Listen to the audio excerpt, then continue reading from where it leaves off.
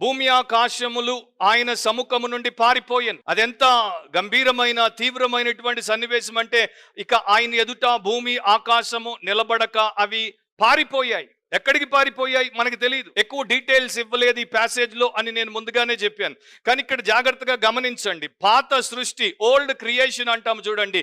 పాత సృష్టి, ఆదికాండం 1లో దేవుడు చేసినటువంటి పాత సృష్టి ఇక ఇప్పుడు గతించిపోయేటువంటి సమయం వచ్చింది. ఆ 1000 ఏండ్ల పాలన తర్వాత చిన్న గ్యాప్ ఉంటుంది. తర్వాత ధవల వర్ణ మహాసింహాసన తీర్పు. అండ్ ఈ తీర్పు సమయంలో భూమి ఆకాశాలు గతించిపోతాయి. అండ్ దాని మీద కూర్చున్నటువంటి వ్యక్తి, అంటే సింహాసనం మీద కూర్చున్నటువంటి వ్యక్తి సృష్టికర్త గనుక సృష్టికర్త చెప్తాడు, మీ యొక్క సమయం అయిపోయింది, మీ సర్వీస్ అయిపోయింది, ఇక మీరు సీజ్ అయిపోతారు, అంటే ఇక మీరు ఎగ్జిస్టెన్స్ లో ఉండరు, వెళ్ళిపోండి ఇక్కడ నుండి అనగానే భూమి ఆకాశాలు ఆయన సముఖములో నిలవకుండా పారిపోతాయి. భూమి ఎందుకు పారిపోతుంది? ఎందుకంటే ఆ భూమి మీదే మొదటి దంపతులు దేవుడికి వ్యతిరేకంగా ఆజ్ఞను అతిక్రమించారు. ఆ భూమి మీదే నరుల పాపం పెరిగిపోయింది. అందుకనే జల ప్రళయంతో భూమిని ఆయన నాశనం చేయాల్సి వచ్చింది. ఆ భూమి మీదే ఇప్పటి వరకు పాపం ఇంకా పండిపోతుంది.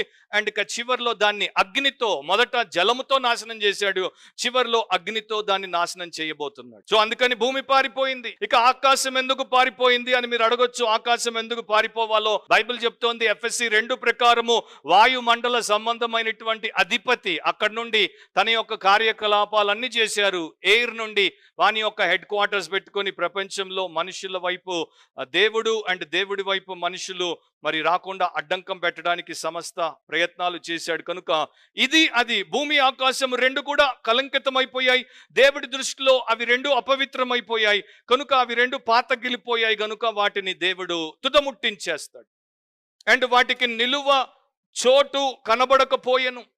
ఆ రెండింటికి నిలువ చోట్లేదు. నా ఇప్పుడు ఇమాజిన్ చేయండి, మనకున్నటువంటి ఈ యొక్క సంకుచితమైన మానవ పరిమితి గల జ్ఞానం ఉన్న బుర్రతో మీరు ఒకసారి ఆలోచించండి. భూమి లేకుండా, ఆకాశం లేకుండా ఆ యొక్క స్థలం ఉంది అంటే ఈ రెండు ఎక్కడికి పోతాయి?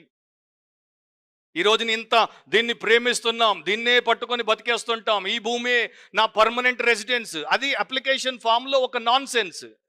ఎందుకంటే there is no permanent residence for anybody. We are all temporary residents. అది చూసినప్పుడల్లా, నేను ఎప్పుడైనా నింపాల్సి వస్తే అది చూసినప్పుడల్లా నవ్వుకుంటాను. What is permanent residence? సొంత ఇల్లు ఉంటే పర్మనెంట్ రెసిడెన్స్ అంట, ఇంటికి నువ్వు అద్దెకి తీసుకుంటే టెంపరీ అంట. ఈ రోజు నాకు సొంత ఇల్లు ఉంది, రేపు ఇది నింపిన తర్వాత రేపు అమ్ముకుంటే అంటే ఈరోజు పర్మనెంట్, రేపు మళ్ళీ నేను టెంపరీ రెసిడెంట్నా? So some things are really అంటే నాన్ సెన్స్.